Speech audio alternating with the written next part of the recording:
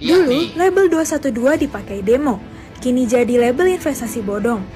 Nyaris 600 korban investasi bodong melapor ke Polresta Samarinda Kaltim. Total kerugian diklaim mencapai 2 miliar rupiah. Makanya kalau ada orang Islam buka warung, belanja ke sana. Belanjanya kemana? 212 Mart.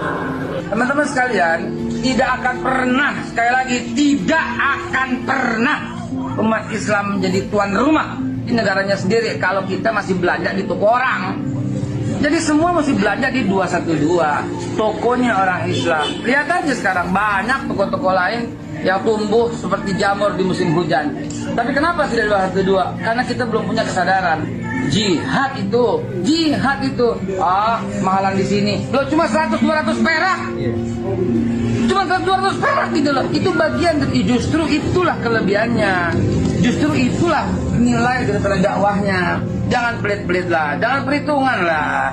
Selamanya kita gak akan pernah maju kalau seandainya kita masih perhitungan. Belanjalah di toko 212 Mart. Insya Allah itu awal mula kebangkitan kejayaan ekonomi. Yang waras tidak boleh mengalah terhadap mereka, para pencoleng-pencoleng agama yang menjadikan agama sebagai alat politik. Zaman sudah semakin maju. Elon Musk sudah mikir bagaimana bisa tinggal di Mars. Cina juga sudah sibuk bagaimana bisa membuat matahari baru. Tetapi di sini, di negeri tercinta kita ini, masih banyak orang-orang mabuk agama yang gampang ditipu mentah-mentah. Ingat dulu gerombolan 212? Gerombolan 212 terinspirasi dari gerakan besar yang pernah mereka lakukan dengan kumpul-kumpul di Monas waktu Pilgub DKI di tahun 2016. Karena panitia 212-nya kaget, wah yang kumpul banyak nih. Mulailah otak bisnis mereka bekerja. Padahal mereka waktu kumpul-kumpul itu mengatasnamakan agama. Dari situ mereka membuat koperasi bernama 212 Mart. Sebuah jaringan retail yang menyediakan bahan-bahan pokok sehari-hari. Mirip-miriplah sama Alfamart dan Indomaret. Tapi karena mereka tidak banyak yang paham bagaimana sistem retail itu bekerja, akhirnya beberapa toko pun tutup. Yang ngenes itu yang terjadi di Samarinda, Kalimantan Timur. Saking semangatnya ingin membela Islam, beberapa orang niat untuk bikin 212 Mart di sana. Dan gak tanggung-tanggung, langsung bikin di 3 titik. Pusat pun merestui, tapi tidak memberikan arahan yang pasti. Dan akhirnya terkumpullah total lebih dari 2 miliar rupiah dana masyarakat yang berinvestasi mulai dari 500 ribu rupiah sampai 20 juta rupiah per orang. Sialnya, orang yang berinvestasi itu nggak paham bagaimana model investasi.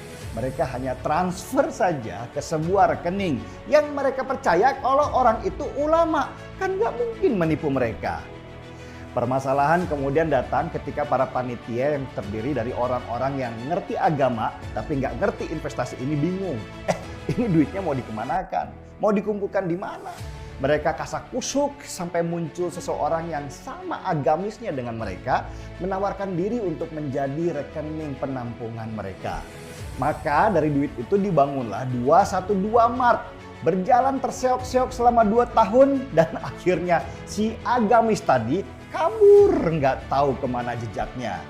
Ramelah mereka yang kemarin investasi dan berharap duitnya kembali. Ini juga aneh, katanya investasi untuk akhirat, tapi kok masih berharap untung lebih. Mereka pun ramai-ramai datang ke polisi mengadu kalau mereka sudah ditipu.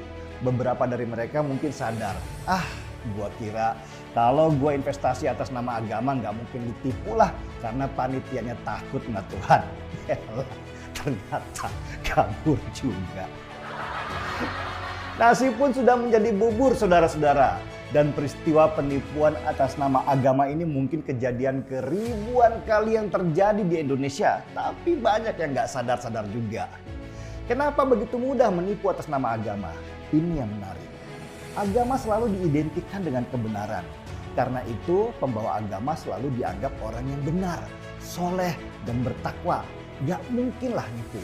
Kepercayaan terhadap mereka yang disebut ulama atau yang berpakaian gamis itu bahkan bisa mencapai 110%. Apalagi kalau orang itu dianggap cucu Nabi. wah bisa-bisa orang itu dianggap setara dengan Nabi. Jadi kenapa harus tidak percaya ketika ada orang yang membawa agama sebagai jalan perjuangan? Gak usahlah ke orang yang ngaku ulama deh.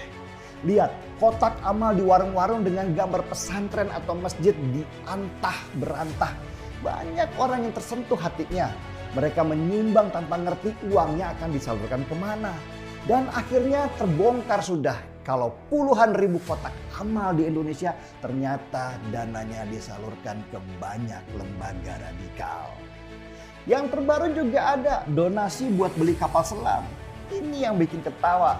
Lah, harga kapal selam standar saja diperkirakan sekitar 4 triliun rupiah.